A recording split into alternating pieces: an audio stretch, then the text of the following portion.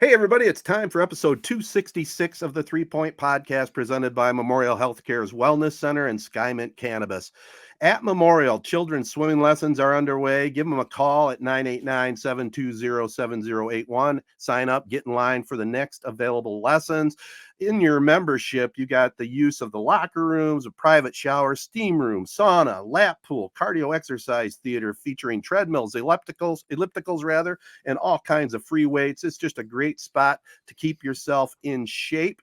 It is bathing suit season, by the way. You know, we all gotta be looking good this summer. Jared, you still doing good on your plan? It's been a bad week.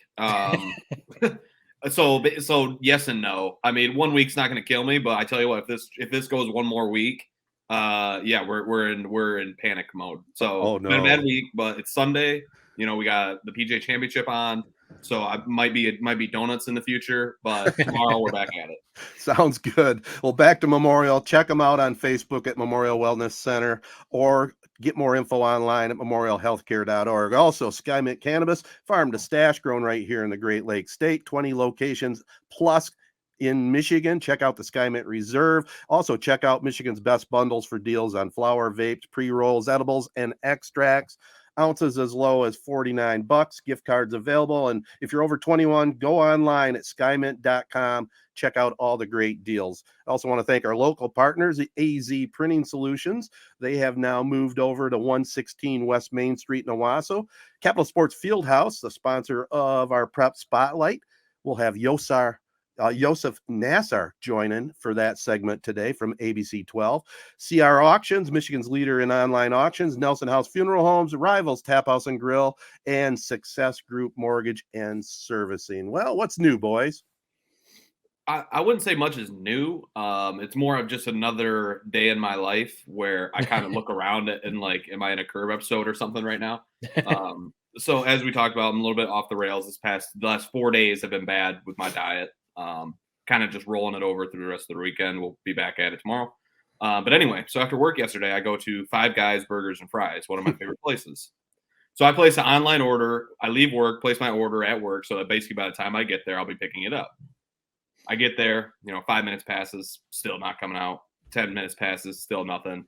They're reading off the numbers of the orders that are people that have walked in after me. I don't really care. I got nowhere to go. Literally just going home to sit on the couch, take a nap. So it's not really bothering me. This guy next to me though, who's wearing like what he looks like he just got done running a marathon, this like suit he's wearing, nice little visor hat, like mesh Under Armour over shirt, running shoes, like shorter shorts. It's kind of like getting really antsy next to me. And it's just me, him, like a few other people all in this kind of standing room only area right by the drink fountain. So every 2 seconds I have to move out of the way for somebody to get a Coke. So finally they call my name. I know it's my order because everyone else has been getting numbers. They call my name, Jared. I go up, I grab it. This guy's like walking up with me. I'm kind of like, did he think they said his name or something? So sure enough, I grab it. He like, whoa, what's that? Is that yours? Yeah. I like look at it, flash it. Like it literally has my name on the receipt, big, bold, black letters. Oh, all right. So I walk out. He's like next. I kind of hear him in earshot as I'm walking out of this restaurant, bitching at the waiting staff in the Five Guys saw open. Yeah. You can see the entire kitchen. So he's like letting them hear it. I'm like, dear God, thank God I'm walking out of this place. So I pull out and I'm driving out. This guy sprints in front of my car as I'm driving out. It is like taps on my front of my windshield. Hey, wait, stop. He's like, yeah, I think they screwed up the orders in there. I think that's mine. My food is sitting in the passenger seat. So I rolled out my window. He looks at it again, sees my name on this receipt. Oh, wait, no, that's yours. Never mind. It's chaos in there, though. You don't even know, man. You're lucky you got your stuff. They don't know what they're doing. I like kind of I wish I was joking. I literally stare at this guy. I don't know what to say. I usually have something quick to say in these situations. I didn't know what to say. So I just stared at him. And then he finally kind of just like backed up and went back into the place probably to cause hell. And so it's not much of a story. It's kind of a nothing story, but it just shows how chaotic people are. And honestly, it kind of seemed like something Ted might have done, back in the 1990s or so at Greg and Lou's. Watering hole. I don't know. What do you guys make of that guy? Yeah, I think it's one. It's like you're living in a simulation or something. You always see the people post like TikToks or videos of them like walking around. They think they're the main character. You know, like you're walking around the airport, you're walking around a store, you feel like you're the main character in a movie or something. I think that might be happening to you. Like some of these situations you come up with, driving off with a gas pump in your car, or you know, you got a guy chasing you down thinking that your food is his, you know, whatever's happening. Going to the ATM with a homeless guy. Going to the ATM with a homeless guy. I mean, yeah, it's crazy. And I understand, you know, if people at a restaurant, if people at a restaurant are mismanaging or clearly screwing off, or, you know, if some other stuff like that is going on and it's taken a while to get your food, I understand that frustration. I don't understand how people get so quickly frustrated just when it's like busy. People are back there hustling, working. And if it's taking a while for your food, all right. I mean, look around. I mean, look, it's like super busy. You know, they're working. It's not like they're back there like on their phones, you know, messing around. Like, but people are so quick nowadays. I mean, I feel like we come back to this a lot, Ted. You talk about it. Yeah. Nowadays, people are just so on edge, but it just seems like people are so quick to get pissed off about everything. It's almost like people look for stuff to get mad about. And maybe this guy really thought that the food that you got was his, but I mean, it's a burger and fries. Like, I don't know. I mean, maybe he ordered something really specific, but I don't know. That's just what I think about when I see stuff like that. Everyone, you know, you get frustrated about things. That's fine. But when you see people in public getting so mad and yelling at the wait staff or yelling at a cashier at the grocery store or just doing all this stuff, sometimes it's just like, what? How can you treat people like this? Like, what are you doing? So yeah, I'm glad it didn't turn into something worse. At least he didn't snag your food and try to run off with it or, you know, something stupid. Well, my favorite part of the entire thing was the two different points of realization where he realized he was a jackass. But yet he did it twice. I don't know. He read the bag when we were in the restaurant. Then he comes out and he takes a look at the same bag. And I just wish I wish I could save his face in my brain forever, because it was such a moment of, oh shit. I went across his face when he went through all this work to sprint out of this restaurant, flag me down, and try stopping it. No, people are on edge, man. It wasn't really that slow of a restaurant. I mean, 5 guys, you go there, you place your order, you kind of expect to wait 10 minutes. It's not a McDonald's where it's ready in a minute. You place the order, you sit down, you relax, you eat some peanuts, yep. and it's ready for you.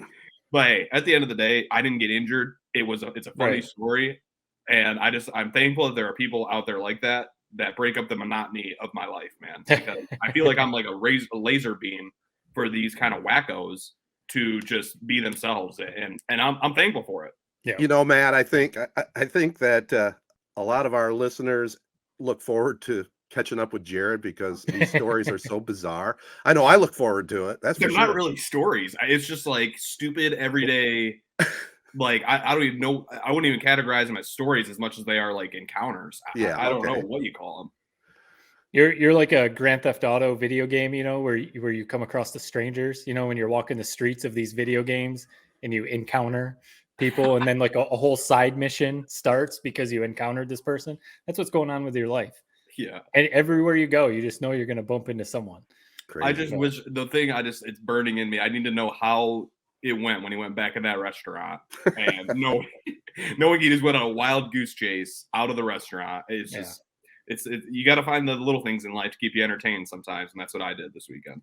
That's true. Yeah. Well, I'm glad that you had some entertainment like that, because we're going to talk to, like you mentioned, Ted, Yousef Nasser, you know, ABC 12 TV guy there in mid-Michigan. I've been stuck at work all weekend. Not stuck, you know, it's the job, but softball regionals are going on right now, you know, the national tournament for softball. And we have 1, potentially 2 games. So we're recording Sunday morning.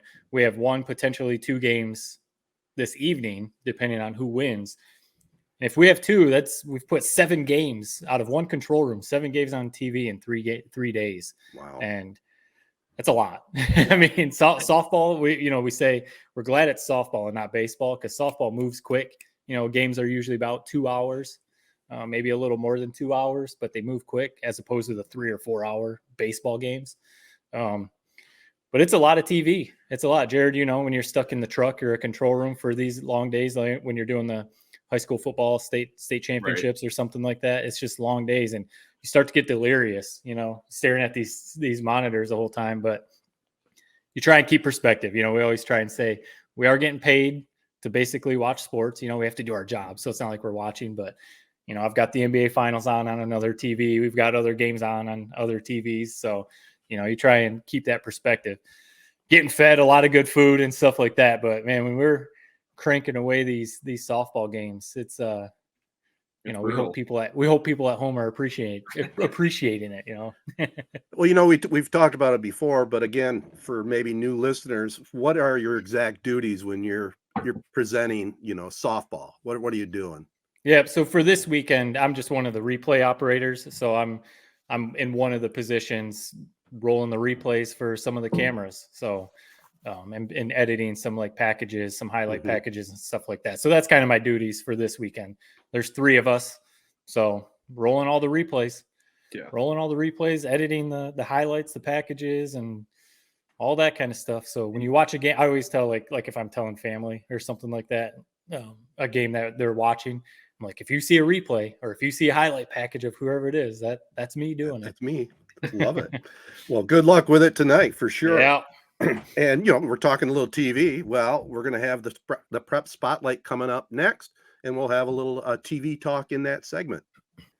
All right, guys. Well, next up in the prep spotlight, of course, always brought to you by our friends at Capital Sports Fieldhouse, is ABC 12's weekend sports anchor, Yousef Nasser. Came across seeing his stuff. If you follow him on Twitter, or if you watch ABC 12 on the weekends, we've seen a lot of high school sports coverage from Yousef. So that's kind of what made me think like, hey, perfect opportunity to have him in the prep spotlight. So first of all, thanks Yousef for joining us, and give us a quick background. How did you end up in Flint at ABC 12? Long journey. First of all, pleasure to be here. Thank you, Matt, Jared, Ted, for having me. Long journey. I've always known that I've wanted to work in sports, maybe since I was about 12 years old. You don't know how exactly you're going to get there. My undergrad journey was a lengthy process, but basically, I ended up graduating from University of Mary Washington. It's a small school in Fredericksburg. And while I was doing that, I interned at a small high school sports website. It's called dmbstream.com. And that's actually where I met Brandon. Brandon went to Sioux Falls from DMV Stream. Okay. I went to the Medill School of Journalism to get my master's. And then I went to Lincoln, Nebraska, first as a news reporter, but always having an understanding that, I did want to try to pivot into sports. It's very competitive, as you know. Yeah. But a few things worked out. Caught a few breaks, and I was able to become the weekend sports anchor there in my second year in Lincoln, Nebraska. So I got to cover the Huskers and the high school sports in that area. At the same time, Brandon, he after going to Sioux Falls, he goes to obviously Flint, ABC 12. I think he's been there for 4 years. And I think that was when Jason and Sydney were there. They, go their separate ways, as life takes you on different journeys. And, Brandon ended up being the sports director, I think in early 2022, if I'm not mistaken. And at that point in time, he reached out. It's like, hey, what do you think? What do you think about coming on board, being the weekend sports anchor? I looked around because my contract was up in Lincoln at that time. And I thought, who better to team up with than Brandon Green? I know who he is. I know, his work ethic, the passion he has for sports. And I knew that I could come in and mirror that. And, I had a great first year with him, doing the highlight zone, doing some of the other stuff we got a chance to do. And, I'm even more excited for this second year upcoming. So, it's been a lot of fun so far. Awesome. So I want to ask, before we maybe dive into a little more, or maybe some specifics on some spring sports in mid-Michigan, I was giving you, before we started recording, a little background of the 3 of us, all working in the sports media business at, different levels, different places.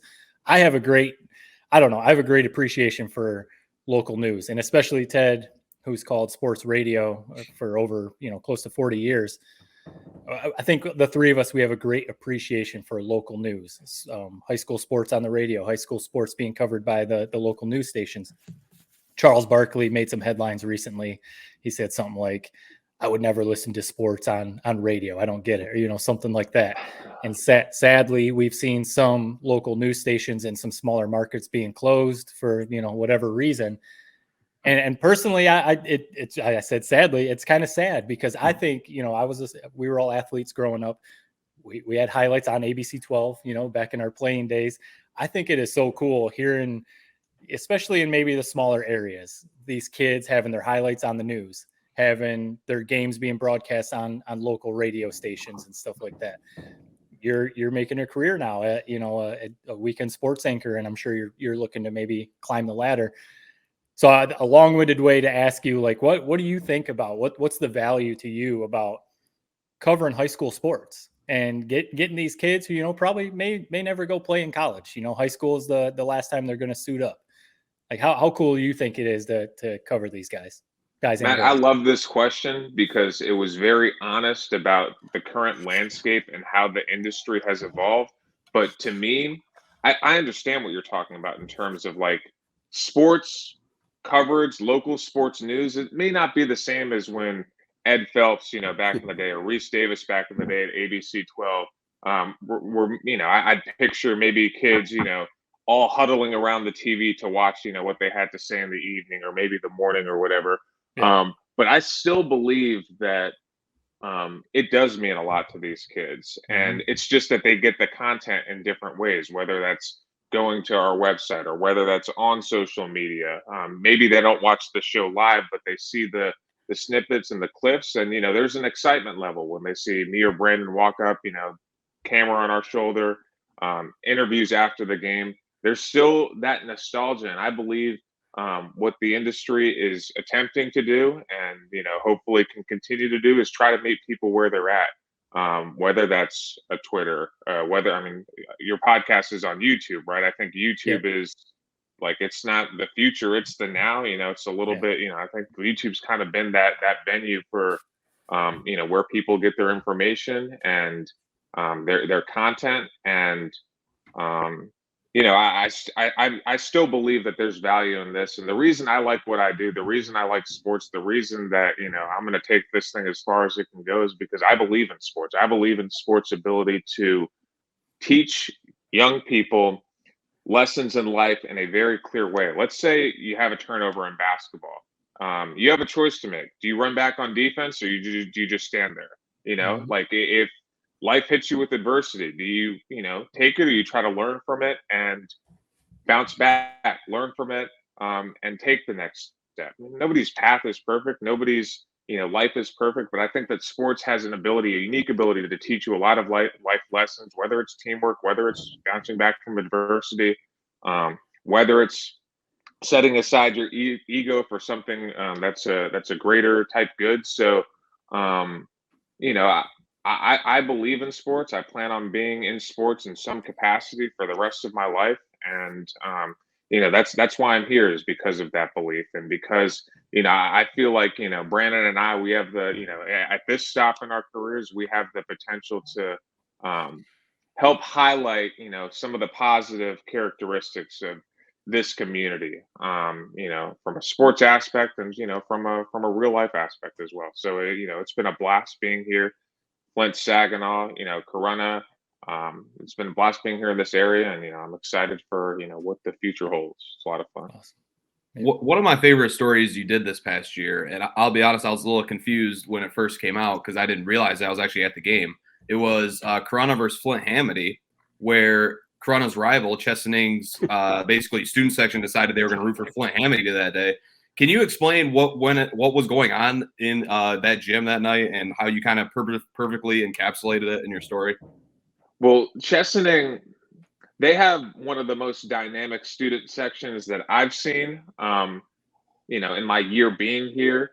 They had three guys, I think Landon, Levi, and Banks, who are kind of like the student section leaders. And they told me they realized last year during Hamady's playoff run that they didn't have, kind of your traditional student section. So they decided, because I think Chesaning was the host site of, a game that, they were going to team up with the Hamady cheerleaders and be that student section And it was really a wholesome type thing. And in that game, obviously Corona was there as well. Like it was a pretty close game through 3 quarters. In the fourth quarter, Hamady pulled it out, and I think that having that support, having that backing, is awesome. Giving those high school kids an opportunity to feel, what it's like to have a student section going wild. So it's little things that like that. It's something different every game, but it makes you appreciate what you have an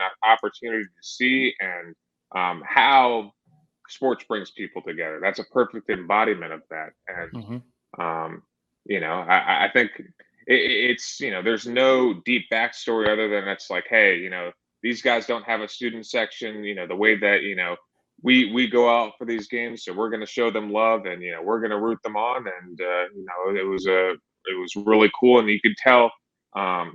Sean Bird, who I talked to after the game, guard for Hamady, he was like, I love Chesaning. I love Chesaning, and we need you guys. Come on. And it's just like those, you asked how you captured it. It's through the eyes of the athletes. It meant a lot to them to have that backing, have that support in an intense playoff game, because if you remember, I mean, Corona had their student section packing too. So it's like, it's really cool to me how sports bring people together, and you could tell it meant a lot to those kids. And hopefully, this upcoming year, if Hamady makes another big run with Jacoby Boost and company, that Chesaning is there for the ride. Provided obviously Chesaning wants their team to make it far as well. But it was a cool deal for sure. Yousef, we really appreciate you taking time out to join us here. And I have a question. I do love all the storylines that you're able to get into with the local schools. It really adds a lot, and I don't think it's ever going to go away. But one question I have is, and I think I've definitely been through this, I love this podcast because we can get down and real with our guest, and just be ourselves. But tell me a little bit about on your Friday nights, especially when you're getting ready to go on air with Brandon, because right now we're nice and loose and just being ourselves. But, when the lights come on or the microphones click on, it's a different thing, isn't it? I mean, it's like showtime. Break that down for us a little bit. So I would say one of my core beliefs is that authenticity is key. So obviously, when you're doing television, like you say, when the lights are on, there is like a professionalism you have to have. There is that broadcaster mode you kind of have to go into. But I would say it's like the broadcasting version of who I am, outside of, what I do. So who am I? I'm a person who is, kind of silly, like to joke around. You can see, some of the humorous elements and some of the stories that I do. I like to highlight things that are funny. And, for me, like going back to what Matt was talking about, these kids aren't going to have an opportunity to be interviewed and covered. Not all of them are going to have the opportunity to play in college and play in the pros. So we want to create an environment, a platform, an atmosphere to where, hey, look, for these 10, 15 minutes, like we're going to cover this like it's the Super Bowl. We're going to cover this like it's the big show, because these kids deserve it. They work a lot of really hard in order to to compete and have fun with their friends. And so I try to meet that energy. So when I step in a Corona or when I step in a Chesaning, and you feel the student sections going crazy, and you feel the teams going back and forth, shot for shot, touchdown for touchdown, whatever.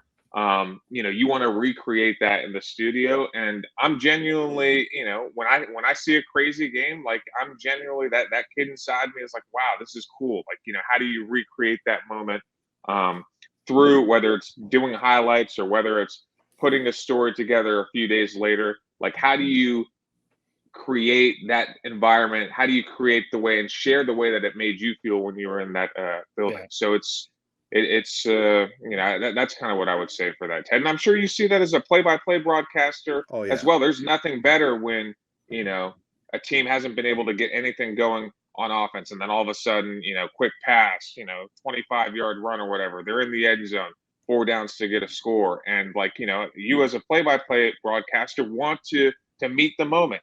Sometimes you want to let the moment sit and speak for itself, but also you want to do that moment justice. And that's how I kind of feel when I'm doing the highlights on with Brandon or doing highlights on the weekends or whatever. I want to, try to replicate an authentic excitement and enthusiasm that I have and some of these kids have as well, out there making those plays. 100%.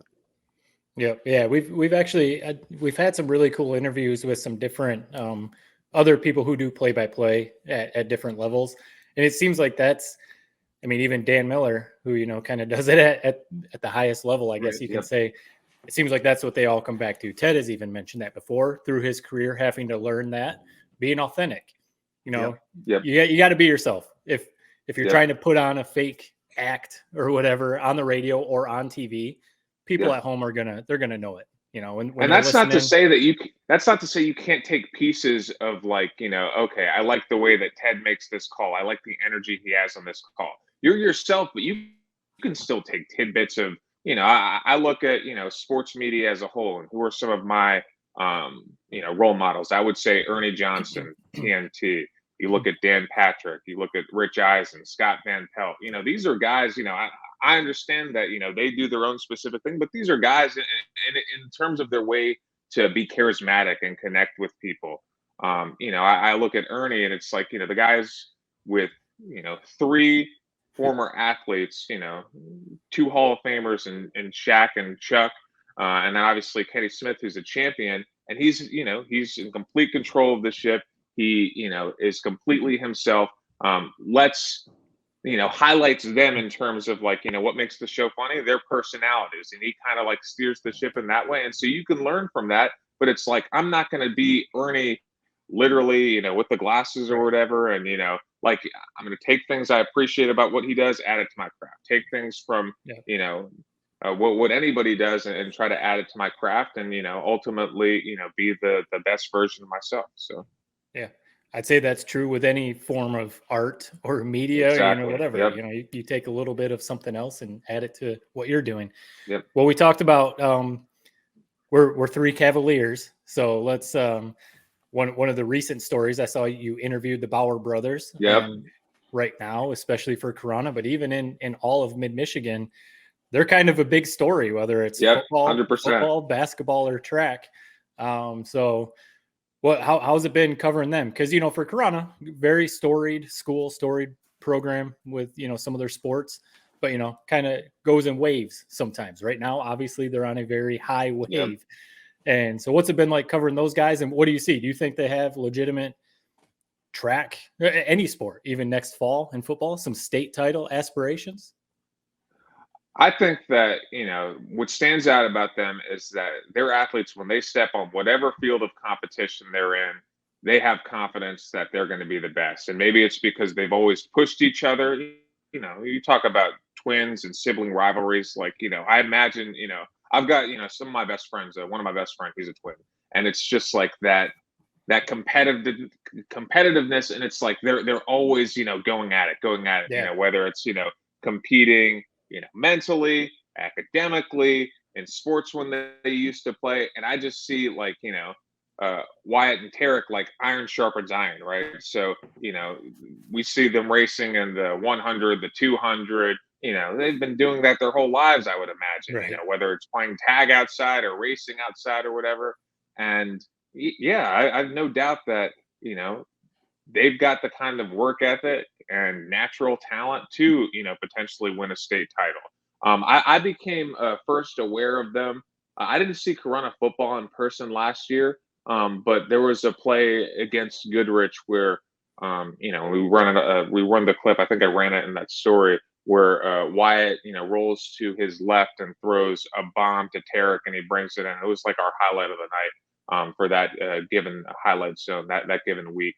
And so that's when I first kind of became aware of them. And then basketball season, you see these, big, strong kids, playing in the post, high post to, low post passing, physical. And, so when I walked into the Flint Metro League track event at Holly, they stand out, right away because, they're bigger kids and, Wyatt's got the flowing hair, Tarek had it in a bun, and, the horn sounds, and there they are, at the front of the pack against some, quality track athletes, running with them. So, and the relay event, I just have it imprinted in my mind where it's like, Fenton is way ahead of Wyatt, and Wyatt just clears it like it's nothing. So, they're special athletes, and they're only juniors. So, they say their goal is to place as high as they can in state, and I've got no doubt that they've got the talent and the work ethic to do so. And they've got a year left. I think they both recently got an offer from SVSU too, which is exciting, and it means that the community of Corunna has a lot to be proud of, and I'm excited to get a chance to cover them. They're one of a number of kids I'm excited, because this first year, you're learning the landscape of all of the schools, all of the teams, some of the rivalries, and the second year I feel like okay, I've got some of the backstories, and so I'm excited to see if Corunna can beat Goodrich in football this year. It's and those two kids are a big reason why they've got. The athletic program has hope in the three sports that they're in, because they're terrific. So in your past year here, now that you kind of got the lay of the land, like you're saying, what have been some of your favorite athletes to kind of cover here in mid-Michigan area, and maybe some of your favorite, football fields or basketball arenas? What's your favorite, places to visit on Friday night? Okay, on a Friday night, I'm going to start by saying, because you asked what my favorite, the moment that stands out to me most is actually when Powers won the state hockey championship, because it's like such a storybook type game. I mean, they take the early lead, and then other team is able to tie the game, and then 4 seconds left, Mason Zarnicki able to score the game or the goal to win the game. It's just like, and Powers wins their first state championship in 50 years. I mean, that was like, being there, you get chills. And I was also happened to be like on a deadline, and that game was like, I was like, please don't go to overtime. Please don't go to overtime, because I'm not going to be able to get this in on deadline. And, he scores the goal, pandemonium, people going crazy. I'm rushing down the ice. I know I need to get a sound bite and, cut the highlights as quickly as I can. So I walk up to Mason, interview him, and he's like, first of all, the guy was, overwhelmed with, emotion, because, one of the biggest moments of, his life. And he said, I'm going to go enjoy this with my friend. But it made for a great soundbite, because what was it? It was real. It was honest. It was direct. And, I was able to, turn the highlights for 6. And we did a story a week later on that run. So that was probably my favorite moment. In terms of places to go, I mean, honestly, there's an element of like, when you're going far out, because people see the highlights, like, Ted, like we're talking about, they see the final product, but everything that goes into like getting there, it's very stressful, right? You've got to go boom, boom, boom, cut, make sure all of the lower thirds are right. So it's like, I think of it in terms of like managing all of that. But Grand Blanc is fun. Davison is one of the better teams in the area. I'm excited to see Corunna this year. I haven't been there last year. When they had those games at Atwood, that's always a cool experience. I think, but I appreciate everything for what it is. Even I went up to Laker one time to cover a game, and that was pretty fun. Obviously, Frankenmuth and Goodrich, they both made it to the state championship. So those teams are awesome, and I like going to Frankenmuth just in general. So you can go to Bronner's, get some fried chicken. I actually haven't been to Bronner's. Okay. I did something funny where we did a season preview, and I was asking Aiden Horde, the quarterback, what is Frankenmuth known for? He said, chicken, and then I added and Santa, and then I asked him if you had to pick just one, Bronner's or Zenders. Yeah. Zenders or Bavarian Inn. Bavarian Inn. Exactly. Like, what would you go with? And he was like, well, my grandma used to work at Bronner's, but I love the chicken. I've got to go Zenders. So it's just like those little, like, each of these towns, like, surrounding Flint and Saginaw, they have like their own like character, their own like vibe, feel. And so like, Frankenmuth is an example of that. Corunna, Chesaning is an example of it. And it's cool to, Linden Fenton, I live near Fenton, near Lake Fenton.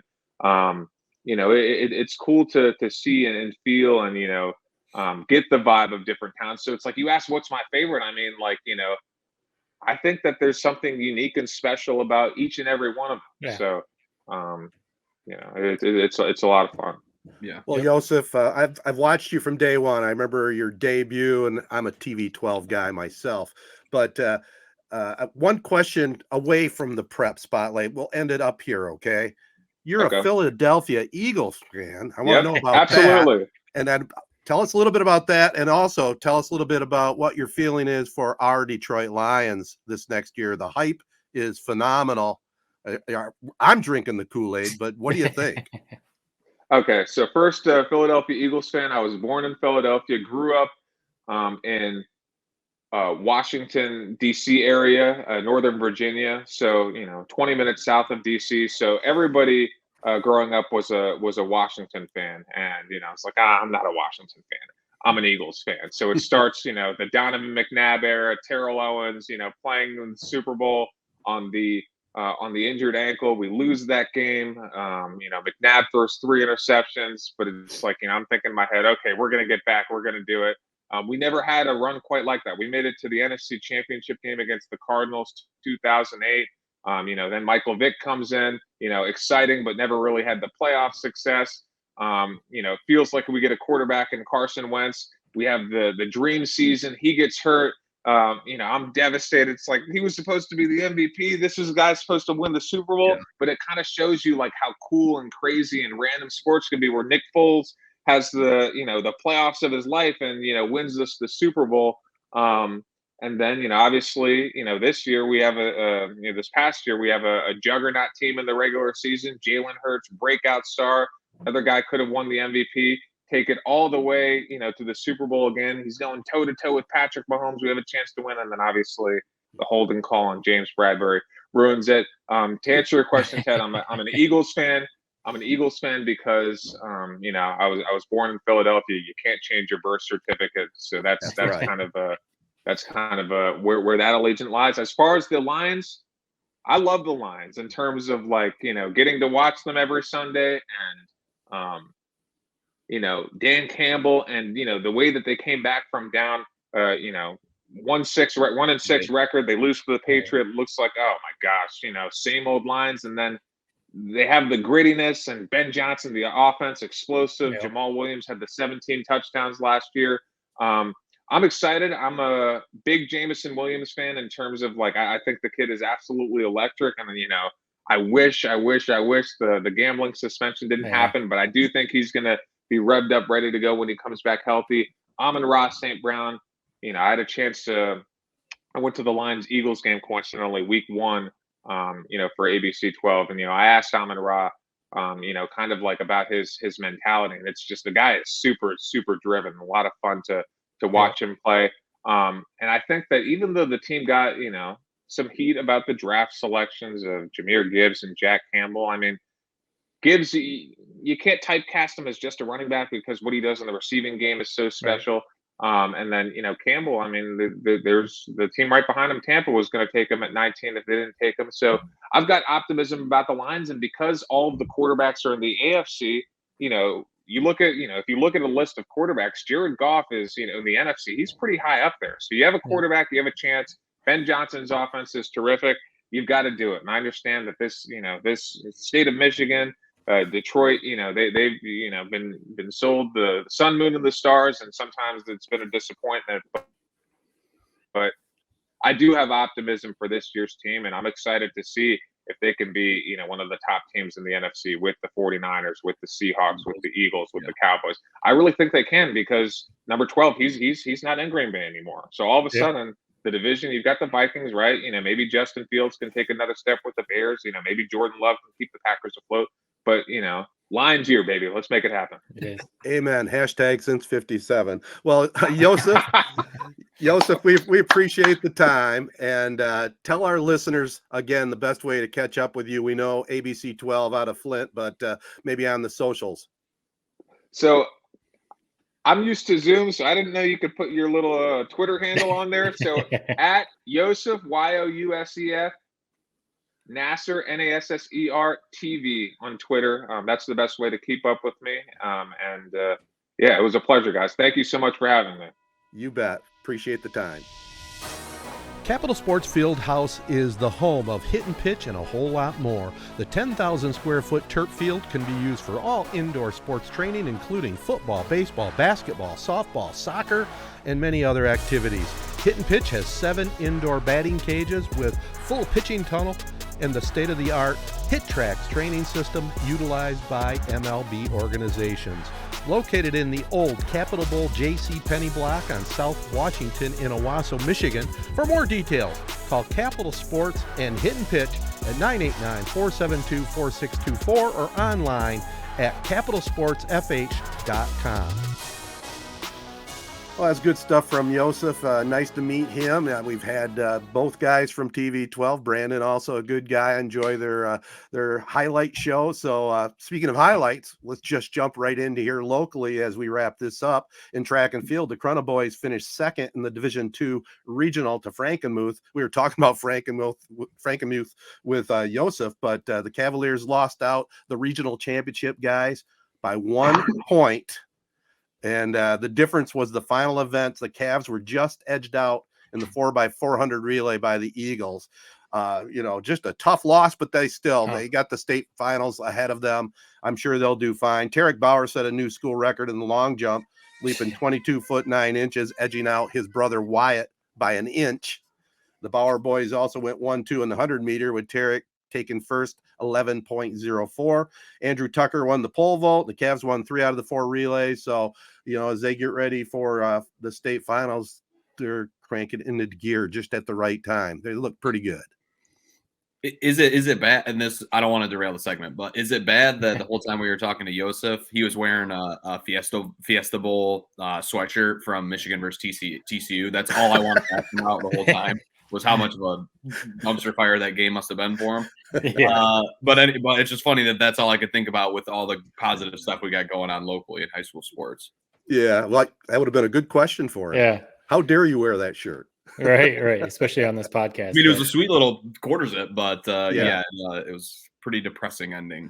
Also in track, in the Division III regional, Chesaning's Levi Meyer won the 800, anchored the winning 4x400 relay, giving the Indians a second place finish. Also in the regionals, Ovid Elsie's Trice Tokar took first in the pole vault, going 14 foot 8 1/4 inches for a new Marauder record there. In baseball, we've talked about Corunna. The Cavalier baseball team now has won 12 straight, beating Flushing 4-2 in the Flint Metro League crossover. Braden Anderjack got the W and had a couple of RBIs with a double and a triple. Chesaning baseball, they won the outright MMAC title, sweeping Mount Morris 7-2 and 8-3 earlier this week.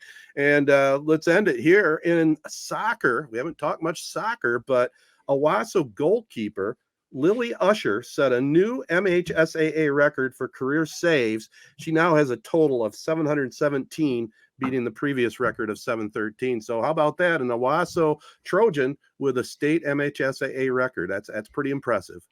That is impressive. I thought I saw an article posted about that, and I meant to look more into it. So I'm glad you brought that to the prep spotlight. But that's got to be, I wonder, do you know how long that record had stood previously? It hasn't been too long. I think 2020 might have been the senior year, but it hasn't been that long. But still, it's impressive. That's impressive. That's awesome. Absolutely. I've always thought goalie was a very cool position. I didn't have the frame for it my entire life. Small, slow, so never really could play it. But I always thought it was one of the cooler positions in all sports. Absolutely. A little sidebar too. It's amazing. Apparently the Trojans defense a little porous. There's been a lot of shots on goal. Yeah. So Lily's had to be in action a lot, and it hasn't paid off in a lot of wins, but she's been one of the real mainstays, obviously, with that new state record. Yeah. That's awesome. Kudos to her. Another quick little sidebar. Yeah. We don't have to go too deep into this. So you said you weren't a goalie, Jared, because of your frame. I've always thought, imagine if someone like LeBron James or Victor Wembanyama, who's going to be a top NBA draft pick, were a goalie. Someone who's 6'8", or Anthony Davis, with the Lakers, 7 foot with that wingspan. Like, do you think that would translate to being a goalie, or is it a different like athletic skill set? I've just always thought about that. No, I think it could translate almost immediately. You know, not saying LeBron at 38 years old like he is now, but LeBron at 22 years old, you give him a summer to play the position, he'd be incredible. I think that's what a lot of guys. I mean, Kevin Durant, they're so big and lanky and nimble on their feet. It's perfect for a goalie. Yeah, and I always thought in hockey, just a big fat tub of goo in front of the net would be a great goalie. Honestly, I've always said the same thing, and like I've always wondered, is there like a rule? Is there like a weight limit? Because you don't want to encourage obesity, but what if you snag one of these 450-pound guys, slap all the pads on, right, and just sit them in front of the goal? Yeah, you would think it would be pretty good, to be honest. Yeah, you don't even have to move. Just sit there and get pelted by pucks constantly. Yeah, not my ultimate goal to get pelted by pucks. I will say that. All right. This has been the Prep Spotlight as we get sidetracked a little bit, brought to you by Capital Sports Fieldhouse. We'll have more coming up here on the podcast right after this. All right, guys, at this time of year, NBA is front and center. They're in the Final Four. And I know I've been seeing your social post, Matt. Yeah, you're a passionate Laker fan, but it's not looking good at the moment. It's not. And I still, it's one of those things where they're down 3-0 and it's never happened. A team has never come back from down 3-0. There's still an inkling that I'm like, maybe they'll be the first ones. So you're saying there's a chance? So you're saying there's a chance. and part of it is because the fandom part, but part of it is, and if you've watched these games, the Lakers are right there in every game. I mean, they were up by a point and with about 7 minutes left in the fourth quarter. They were leading the game. And then the Nuggets went on a 13-0 run. Games 1 and 2 in Denver, they were basically a made 3 away from taking the lead in those games. And then they just couldn't close it out. So that's what gives me the little bit of hope. It's not going to happen. They're not about to win 4 straight versus Denver, but the Lakers have been right there. And, you can tell LeBron's not 20, everyone seems to go back to 2016. LeBron is not 2016 LeBron. He's not Cleveland Cavalier LeBron anymore, but he's still obviously playing at a very high level. Anthony Davis is super inconsistent like he's been. Austin Reeves is playing well, but they're not getting the overall help. When you watch these Nuggets, you just have to tip your cap, man. I mean, Jokic obviously is who he is, 2 MVPs. Jamal Murray is playing at an incredible level right now, but their role players are stepping up. I mean, Caldwell Pope, Bruce Brown, Michael Porter Jr., and just all these, Jeff Green even coming in. They're when you watch them, they've got their 2 superstars clearly, and then their role players are doing everything they need them to do. They're playing at just an insane level right now. They are. You just have to basically, I don't know how, they're probably, the series isn't over. They're probably going to win though. They're probably going to make the finals. I don't know how you don't say that they're going to win it all. Even if it is the Heat and Jimmy Butler with how he's playing. The Nuggets, man, so sometimes, as a Lakers fan, yeah, I'm kind of annoyed. I really want them to win. And you're losing to the best team in the league. So tip your cap. Well, I got a question for Jared, and you both, I guess, can comment on this. In game 2, how sad was it to see? We've seen LeBron has some good moments, but man, wasn't it a little bit sad seeing some of his mistakes he was making, dropping the ball out of his hand, and just he had some moments which made you think, oh man, age is here. It is. It's depressing. I teased it, last week when we talked that you can kind of start to see the writing on the wall with him. I mean, it is really depressing. I can't imagine what it was like, in your day and age, seeing Michael Jordan come back for the Wizards. I mean, that was 10 times worse than what LeBron is right now. But I mean, in my opinion, he's still a solid player, but he's officially cooked, as I would say. Mm-hmm. And why I feel like I know that is, listen, I remember the first few games I went back after I kind of lost my step outside of high school when I go to open gym. The first thing you realize, you can't elevate like you used to, which affects your finishing. We're seeing that with LeBron. I mean, people keep harping on his 3-point shooting.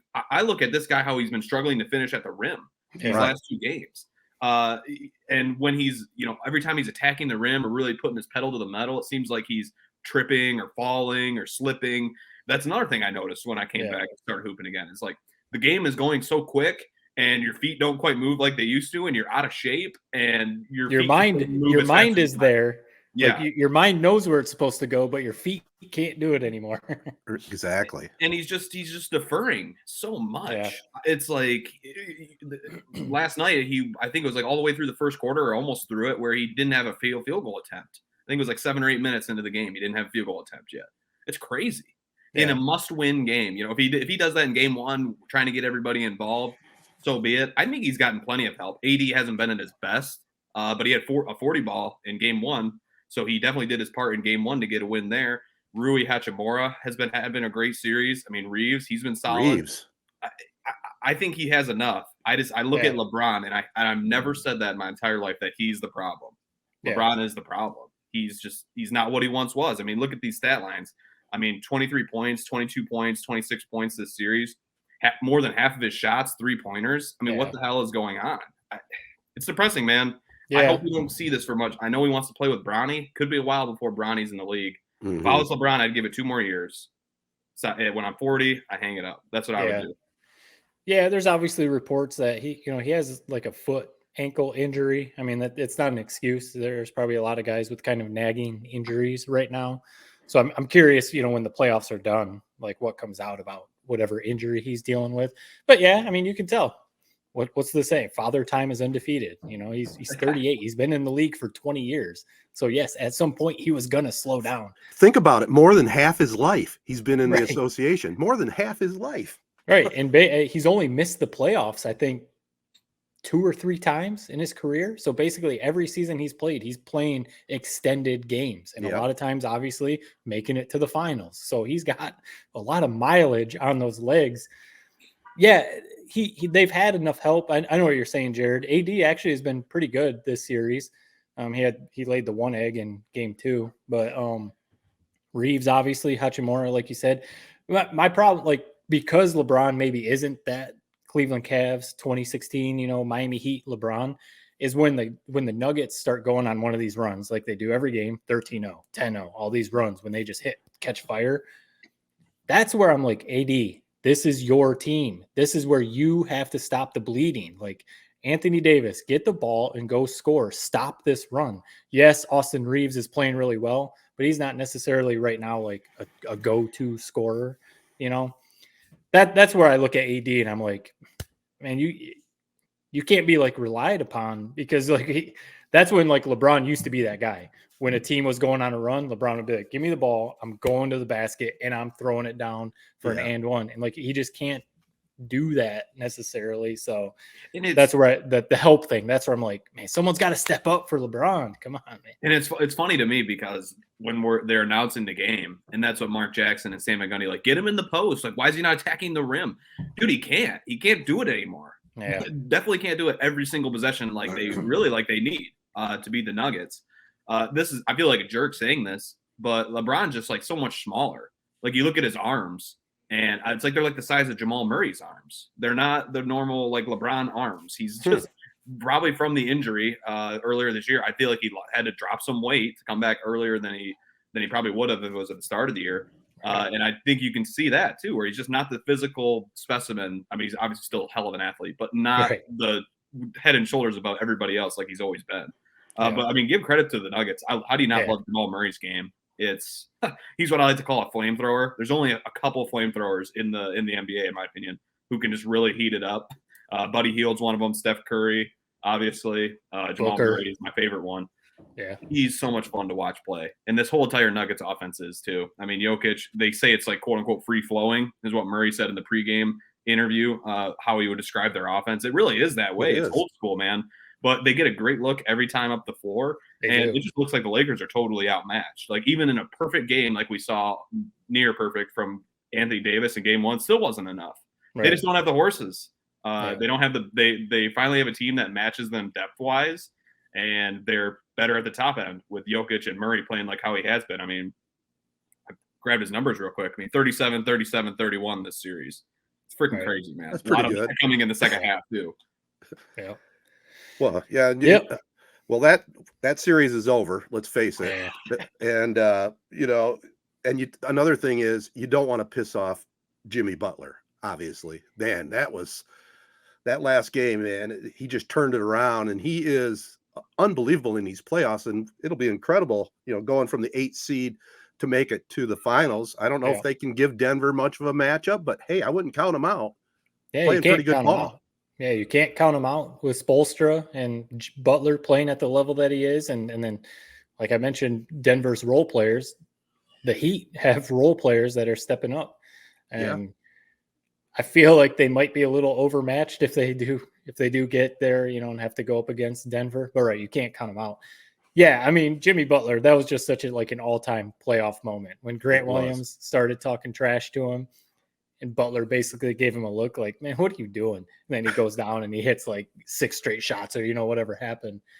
But it's just crazy to see because he's a good player. He's a very good player in the regular season. But then he just, in the playoffs, he just like takes it to, an all-time level. He's playing at an all-time level. It's crazy. Yeah, he's clutch. The way I view the rest of this playoffs, I think we all agree the Lakers are out.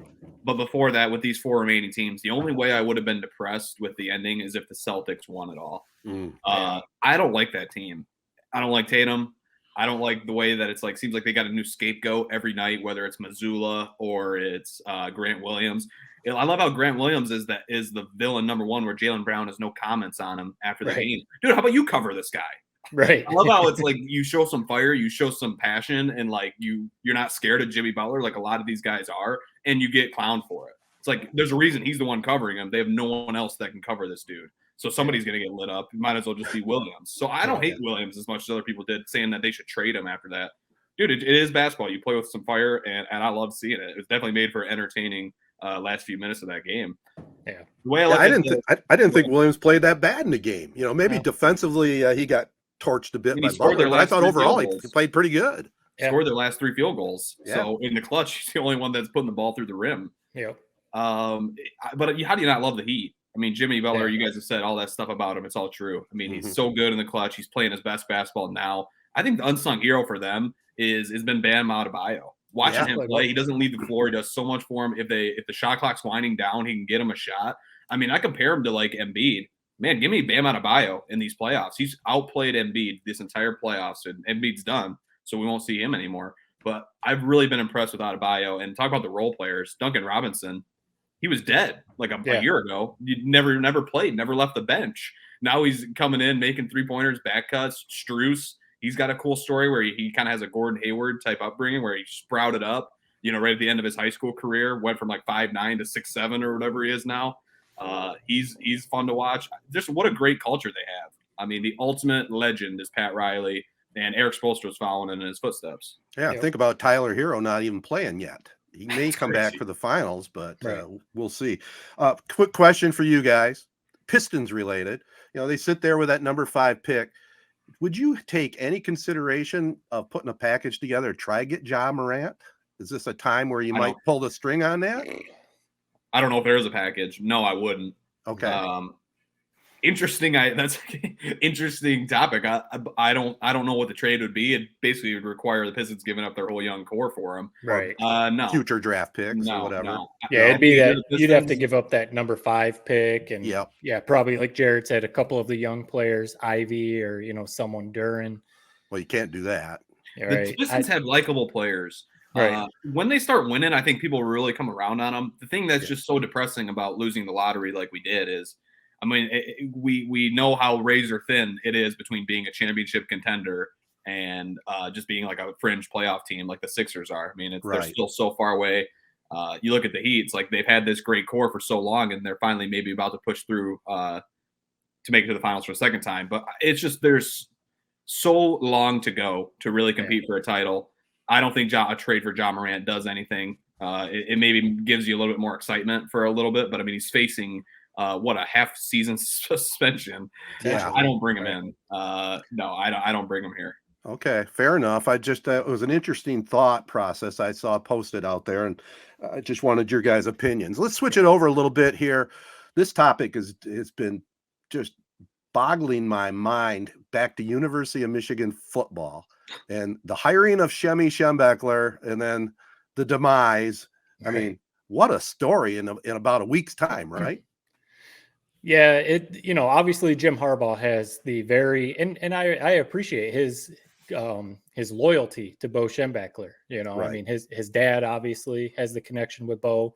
Obviously, Harbaugh played for Bo, and probably would say that Bo taught him as much about life as his dad. You know, he has that close of a connection to Bo Schembechler. He's talked about it a lot. So obviously, Shemmy being a Schembechler, he probably has that similar connection with him. We don't have to get into all the stuff that, you know, all the allegations and everything with Bo Schembechler. You know, I don't know. We did talk about it at the time. It's so strange because it's a lot of allegations. You know, nothing really truly came of it. It's still just a lot of allegations and stuff like that. So, you know, people talking about it's still Schembechler Hall, you know, the football facility. Right. The statue is still outside of Schembechler Hall. So Michigan hasn't distanced themselves from Bo Schembechler. So it was an interesting hire to bring him back in, given all that stuff going on. Maybe it's kind of like give it some time, you know, maybe give it a few years before you bring a Schembechler back onto the staff. Yeah. And then, you know, of course, it is what it is nowadays. You hire someone, or, you know, you're going to go to their Twitter profile, you're going to go to their Facebook, you're going to go to their Instagram, you know, whatever it is, and look at the stuff that they do. But don't you do that before you hire him? Right. Yeah, you should. Yeah, you probably should. And the thing is that stuff was already out there before. I know. People sharing that Schembechler was liking. So it's like that's just going to happen. And he had a laundry list of pretty questionable things that he was liking. Mm-hmm. And then, I don't do. So what he ended up getting fired? Well, they say he resigned. Yeah. But I'm sure it was a mutual, hey, well, let's part ways, you know. Like you said, I wasn't there for the Schembechler era. My first really memories were 2006 when Lloyd Carr kind of took over the week. Bo Schembechler passed away, actually. That's kind of my first Michigan football game I remember watching. I don't understand this love for Schembechler. As soon as these allegations came out, I'm not saying you have to go and rename everything in the building, tear down the statue and all that, but how about let's just separate ourselves, like you said, Matt, from this family for a while. This guy was bringing nothing to the table as this hiring. Probably was a favor for Bo. Clearly, it looks like the apple maybe fell kind of far from the tree compared to Bo, or maybe not if these allegations are true. I don't know. It just was a stupid, idiotic thing to do. I mean, Harbaugh can kind of do no wrong right now when he's beating Ohio State. So whatever. I'm still a Harbaugh guy. I just didn't understand why they did this. It just seemed like bad pub. And of course, we all saw it coming. As soon as they hire him, like you said, Matt, everybody goes and digs deep. We already know what's on his socials, so let's just repost him. And sure enough, he's resigned, basically fired a few days later. Just a dumb, puzzling story out of Ann Arbor. I don't have an answer for why they did it. Yeah, I can't add much to that. I mean, it's definitely very bizarre. And, you know, I guess they'll move on now, but I don't think it'll hurt the program overall because they've had these things go on the whole Harbaugh era. So they'll just move on from it. Yeah. I would say also, while we're in this potpourri of sports section, I think we all three agree our favorite and maybe the best running back in the NFL, Barry Sanders. Maybe we were a little close to loving Barry, but Jim Brown, really, to me, it's 1-2, Jim Brown or Barry Sanders, not Emmitt Smith. But he just passed away at 87. But what a career he had in the NFL, man. Just astounding. Yeah. Yeah, no. The Emmitt Smith thing, no. Because Barry should be the all-time rushing leader. We all know that. It shouldn't be Emmitt Smith. But no, Jim Brown, I mean, obviously I didn't watch him play. I wasn't around when he was playing. But, you know, you watch the highlights, you hear the stories. You check see his numbers. Yeah, you see his numbers. His numbers are insane. I mean, I think his career average was like 104 yards per game. I think his overall average was like over 6 yards per carry. I'm pretty sure is what it is. So, I mean, these numbers are just wild. And, you know, you always wonder, like, I had a kid at work the day that he passed away asked me, I don't know why he asked me, but, you know, whatever. You're becoming an elder statesman. Yeah, I guess so. Yeah, he was like, because he asked about O.J. Simpson too. He was like, were O.J. and Jim Brown, were they as good as, you know, what people say? And I told him, I was like, well, I didn't watch them live, you know, so I know as much as you, to be honest with you. But I was like, yeah, I mean, I think so. You know, O.J. obviously was one of the best ever. And Jim Brown, you know, people, like you said, Ted, people put him as probably top 2 or 3 running backs ever. So, yeah, sad, 87 years old, but heck of a football player. He's another guy that as soon as he passed away, kind of the pitchforks were out on his past behaviors. I don't know what's true. A lot of allegations, right? Domestic violence type things. I don't know. We won't touch it. The one thing I thought was weird, video I'd never seen, was LeBron kind of bowing to him at half court. One of the most awkward videos I've seen in a while. He does the whole honoring of Jim Brown, bows to him, cuts to Jim Brown. Looks like he didn't even see it, or he had no reaction. Didn't wave, didn't say I appreciate it. Just literally kind of stonewalled LeBron. Yeah. But other than that, I don't know much about him. He has a sweet jersey, man. I mean, that 32 Cleveland Browns jersey. It's one of the best that's been out there, man. Yeah, well, if you want to check out YouTube highlights and watch how he carried the ball, he was pretty amazing. If you ever get those questions again, Matt, just send them my way. I can fill them in on how good Jim Brown or OJ was. Walter Payton was right there as well. So, and the other thing, like Jared said, we won't get into, the allegations that were made at home, but he also had a big relevance socially, with the civil rights movement, with Martin Luther King and the other athletes that were involved, like Kareem and Muhammad Ali. And you can't forget that. He was definitely a standout in that. So rest in peace, Jim Brown. Yeah. Well, do we have any other sports things we want to get into here before we move to Tedertainment? Yep, I was going to bring something up quick for the three of us, but I would be curious to hear Jared's thoughts. The PGA Championship is going on. It's been, I don't know if you guys have watched much of it. It's been a really great tournament. A little bit of weather. Oak Hill is a really tough course, so the scores aren't all that, eye-opening, I guess. I think Koepka at the moment, Sunday morning, is leading at -6. So kind of crazy. But what's turned into maybe the story of the tournament, I don't know if you've seen this, Ted. I'm sure, Jared, you have. Michael Block is he's made the cut. And he's playing on Sunday. He's paired with Rory McIlroy, one of the best players in the world. Saw that on Twitter this morning. And he's just a club pro. He's the club pro at a country club, I think in California. And he's played the PGA a few times. This is the first time he's made the cut. And an amazing story. The videos that have come out from him, when he made the cut, I from our 3-point pod, I tweeted out a video of him when he was told that he's going to be paired with Rory today. And you can just tell he's just like blown away. Like, is this my life right now? Like, I'm playing on Sunday at the PGA Championship with Rory McIlroy, so it's one of those things where these are the cool stories. I mean, Yousef talked about it. Sports create these stories that are just so cool. And, it's one of those things. Jared, do you wish that you would have maybe went a little more balls to the wall on golf, became the Owasso Country Club listen, go try and play at some of these tournaments? I've always said this, we had some successful football teams, basketball teams, whatever. Golf was always the sport I had the most fun playing. Just a blast, man. I mean, so no, I can see the appeal. I still have there's still nothing like, I don't golf nearly as much as I wish I did anymore, but there's still, I just went golfing this past week, and there's still like a juice you get when you go to the course, man. I mean, it's just a perfect sport. And Ted, I would say that's one of the big tragedies of your life, is that you never really fully got into it. Now you're kind of reaping, quote unquote, not the rewards, but the opposite of that, now that you have nothing to do in your free time and you're retired. So, but no, it's been a great major. It's perfect. That was a joke. You really took that one to the heart. You still stay busy with the boat and all that stuff.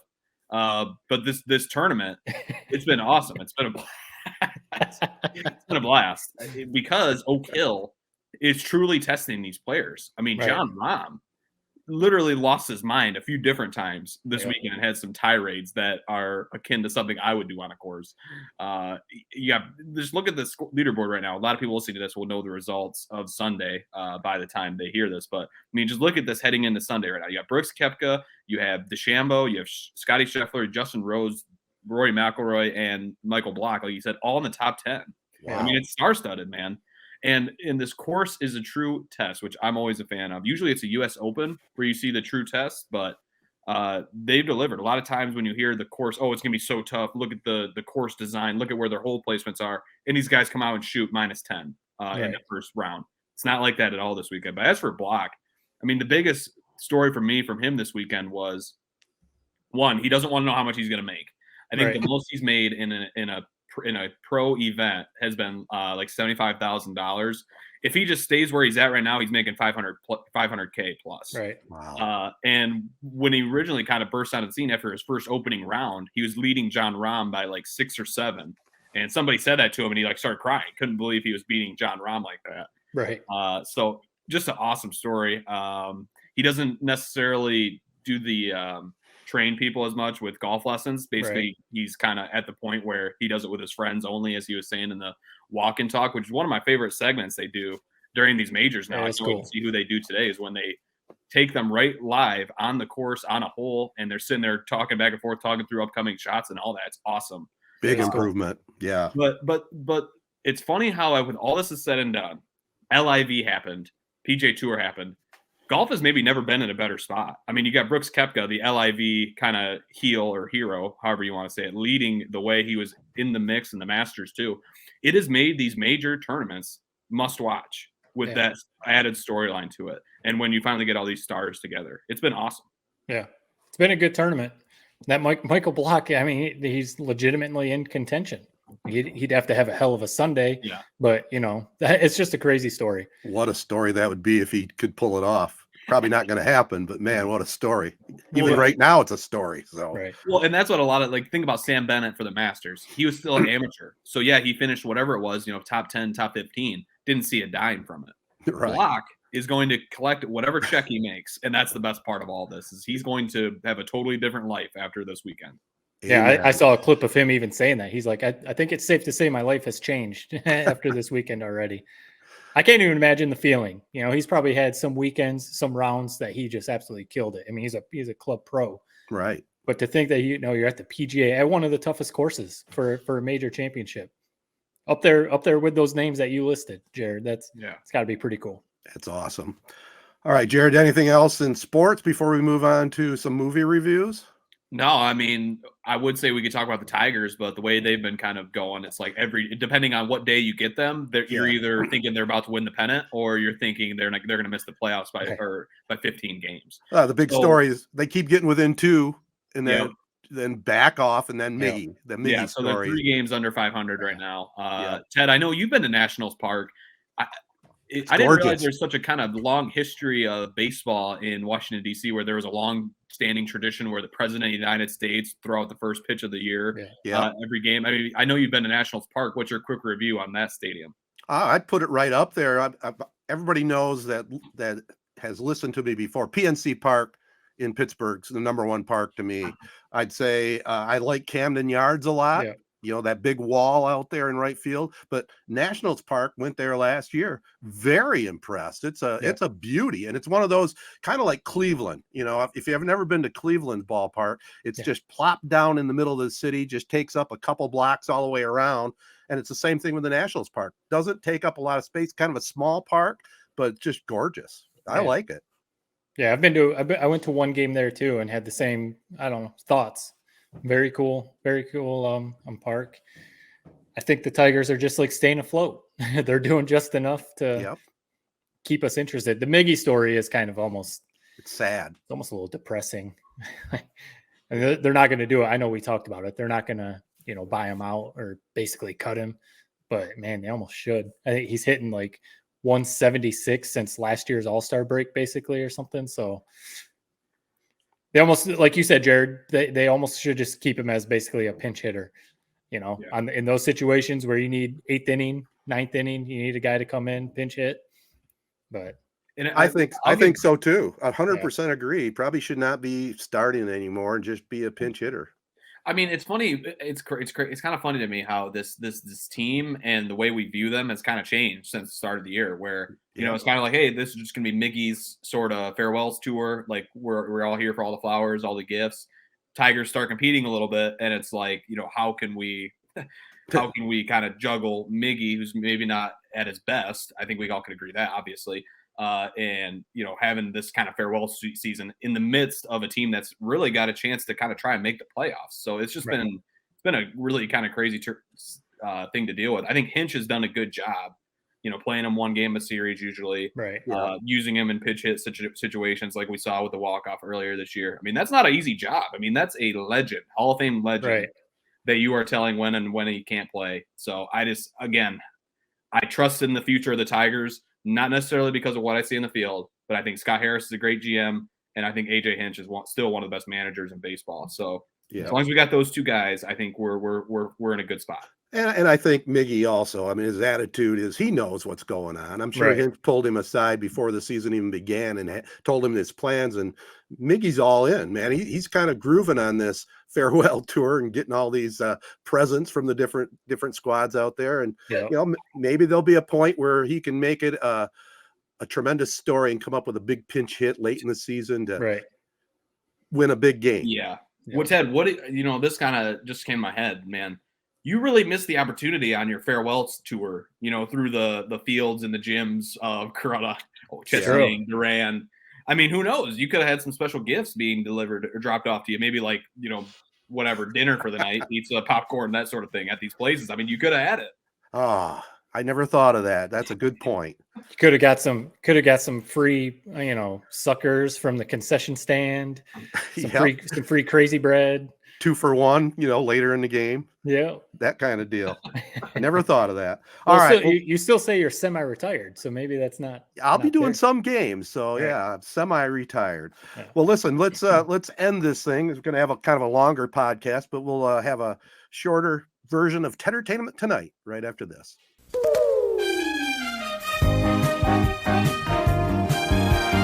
All right, let me start it off because it'll be interesting what our discussion will be on White Men Can't Jump. But let's start off with Air. The Michael Jordan signing with Nike, that whole story, very little Michael Jordan in the movie. I think they did it perfectly. It was focused on Matt Damon and his Sonny Vaccaro character, getting with Mama Jordan, get on her side and all that went on in that. I thought the movie itself was very well done. If you're a basketball fan, if you want to know what went on in the 80s and the courting of Michael Jordan for his sneaker endorsement, I give it a high recommendation. And I would just give you right now 2.7 at least on the 3-point scale. I thought the acting was great. I thought the music, the 80s music was really good. And the set decor was really good. So 2.7 from Ted. Especially you being someone, we've talked about this with other movies or shows, you being someone from that era, I guess, you know what clothes looked like, what fashion and hair and, music and stuff like that looked like. So, if it's not authentic, you would know right away. You'd be like, that's not what it looked like in the 80s. You would know right away. So when they hit that, that's like, okay, cool. They nailed this. Yep. And like Jared, I think you mentioned last week, that cast, Damon, Affleck, Bateman, and everyone else that was in it, that's going to be good. I mean, it, those guys alone, that part's going to be good. So I still haven't watched it. We're going to at some point. I mentioned earlier, obviously I've been busy with softball, but we're going to watch it at some point, especially hearing these reviews. That makes me even more say, yep, we got to, one of these nights we're going to watch it. So Amazon Prime. It's a good flick, man. Like we talked about last week. I'll just recap what I kind of said is, Matt Damon, Jason Bateman, Affleck, Viola Davis plays Michael Jordan's mom. I mean, the actors and actresses really are what make this movie work, in my opinion. I think it had it could have easily went White Men Can't Jump remake way if it didn't have the right people to kind of tell this story. It's just cool hearing like the behind the scenes. Obviously, it's not exactly fact, but it's cool hearing the sort of behind the scenes of what a big sliding doors moment that really was for Nike, for Jordan, for professional athletes in general, where they started having their own shoe and that type of thing. It's hilarious to think that Magic, Bird, they never really had their signature shoe. I actually think they shared the same shoe, the quote unquote weapon. Converse All-Star. Missed opportunity that really was for Converse or whoever, Adidas back in the day. Yeah, and think about now. I mean, everyone, New Balance has signature athletes. You mentioned Ja Morant earlier, Ted. I mean, he's probably losing his Nike shoe deal. Kevin Durant just got the lifetime contract with Nike. So A little side note for you too. Back in the early '80s, I was still playing pretty good competitive city league basketball, and my shoe of choice was the Converse All Star. This is before Nike, made it with Jordan. I loved my Converse. They were the shoe to wear. Did you ever come around on the Jordan train? Did you ever buy yourself a pair of Air Jordans back in the day? Yes, I did. Do you know what the first ones were? What was the first time you bought a pair? Well, I don't think they were like the first year, but I did have the red, white, and black Air Jordans. I did have those. Nice. So I had to jump up. And I did want to say one other thing about that movie. We talked about all the actors. I thought Chris Tucker was kind of unsung. I thought he did a great job in his role in the movie. So it was kind of cool me being a salesman as a professional, seeing how they got together.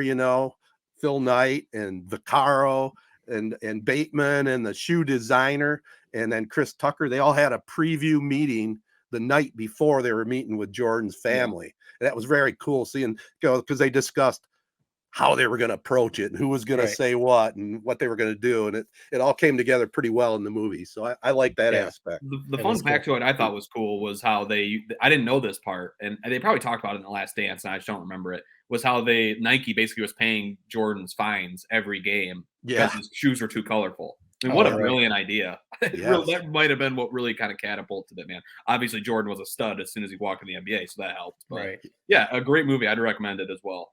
How about let's start with you, Jared, on White Men Can't Jump. So as you guys know, I put the over-under at about 10 minutes as long as I make it into this flick. I made it about 20. Ted, I'll tell where you watched the whole thing, which, my God, you deserve a Medal of Honor for that. I did. Pod. Basically, what turned me off of it was in the first scene when Jack Harlow's, I didn't even get to the part where I know their names. Jack Harlow's character, and I don't know the other guy's name, Wesley Snipes' character, but it's not Wesley Snipes. So they kind of meet each other. They get into this argument, like who's better at basketball type thing. And how they settle it was not in a typical, just 5-on-5 game like any normal person would. They decide they're going to take 5 jump shots from the top of the key. Whoever makes the most out of 5 is like the better player, or who wins this battle, I guess.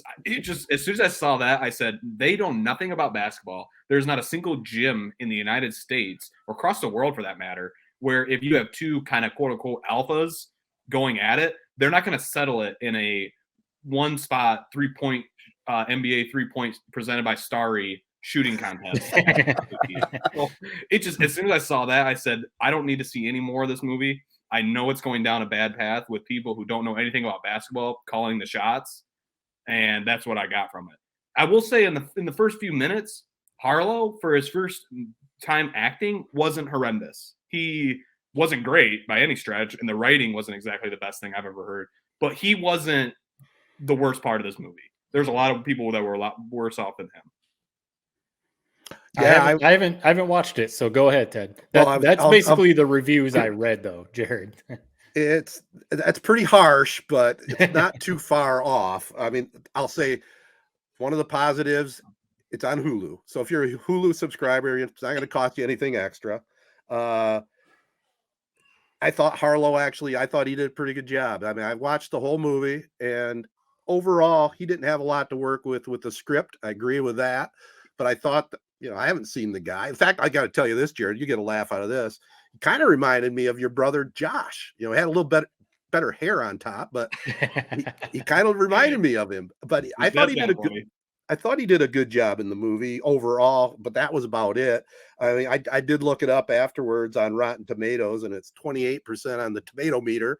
Okay, not good. That's rotten. But the 70% on the audience review, which I thought, well, that might be a little high, but overall, I didn't think it's not the worst movie I've ever seen. I mean, the basketball, when they were playing basketball, looked realistic to me. Do you agree with that, Jared? I mean, I didn't even make it far enough to see a basketball scene. Oh, like true. I said, it was a 3-point shootout is what I saw. Yeah, that was bad. That was stupid. But overall, I would say 1.9. Yeah.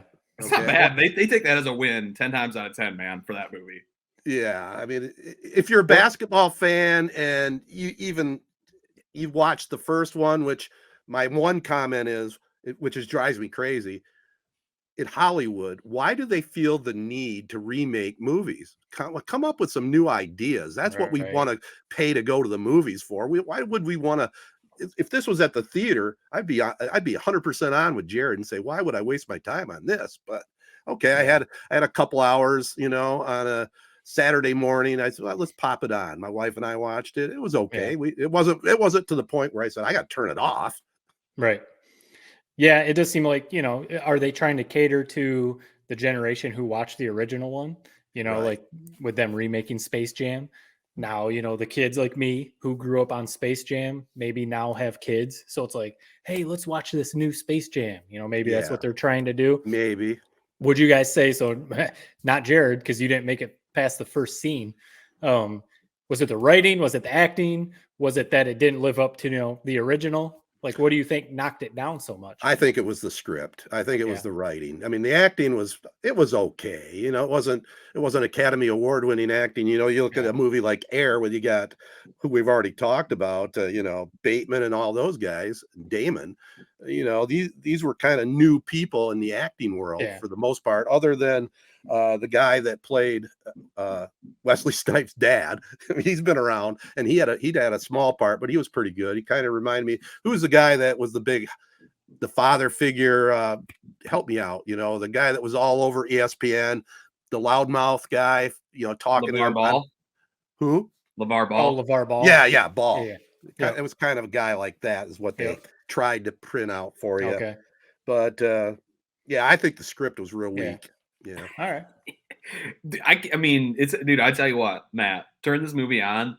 If you make it further than I did, kudos to you. If you make it through the entire movie, I mean, you should be having President Biden putting a medal around your neck next week. I mean, I can't believe, Ted, you made it all the way through it. And sounds like you didn't really mind it. Sounds like you kind of enjoyed your time with this movie. I've seen worse. Let's just put it that way. It was pretty, it wasn't a great movie by any stretch, but I have seen worse. But like I said, 1.9, that's not real high on my schedule. No. I mean, that's not terrible, though. That's not a bad score. What, 60% maybe? Yeah. Yeah. Well, hey, it's fresh. If it's 60%, man, that's fresh on Rotten Tomatoes. So you would say it's a fresh movie by your scale. I guess. I don't know. Well, put me in the 70% audience. Right. Yeah. Right. One other thing, you guys know I like my mysteries and thrillers. I just happened to come upon one. I think your mom talked about it one time, Jared. It's called Behind Her Eyes. It's on Netflix. That's a trippy one, man. 6 parts. Have you seen it? Yeah. Okay. It is trippy. I mean, it's like I said, a thriller. Involves 3 people. It's kind of a love triangle thing, but I won't ruin the ending. But I will say the ending is very trippy. It leaves a pit in your stomach. Those certain shows or movies you watch where it sticks with you for a day. That's kind of how I would describe that one. It leaves a pit in your stomach that throws off your entire day. It was pretty wild, I will say that. But if you like thrillers, man, it's only a 6-part series. It's not bad. And this isn't based on a true story. It's not. It's based on a book. It's a book. Novel. Yeah.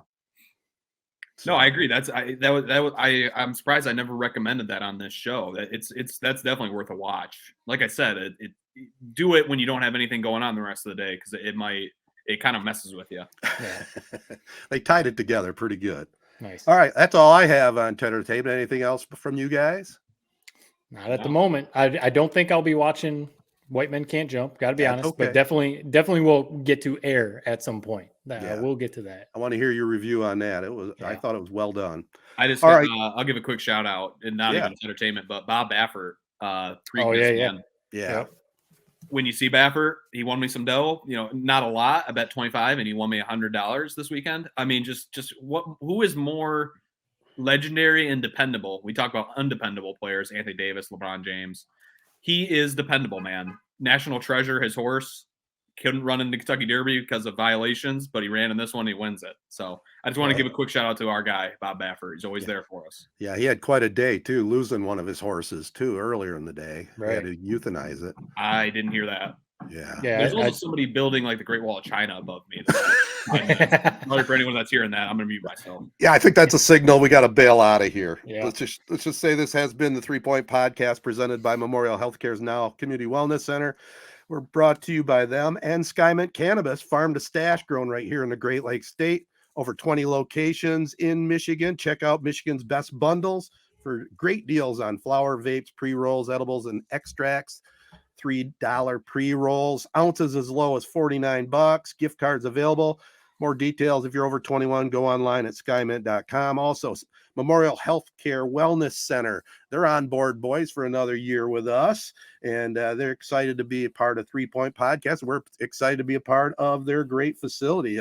Just a tremendous gym on the campus of Memorial. Just so much going on up there. They have the big salad if you want to get smoothies or great nourishment, and in the gym, everything you need in the gym to get in shape, Jared. You talked about it earlier. Time to get back to Memorial. I could really, after that Five Guys yesterday, I could really use a steam room right now, man. Yeah. Sweat it out. Also want to thank AZEE Printing Solutions, Capital Sports Fieldhouse, CR Auctions, Nelson House Funeral Homes, Rivals Taphouse and Grille, and Success Group Mortgage and Servicing. Also want to send a big thanks out to Yousef Nasser. Follow him on Twitter at Yousef Nasser TV and check him out on ABC 12. Also follow us on the socials at 3 Point Pod. Subscribe to our YouTube channel. And as we always say, peace and love, be kind. Thanks for listening. We'll talk to you next time.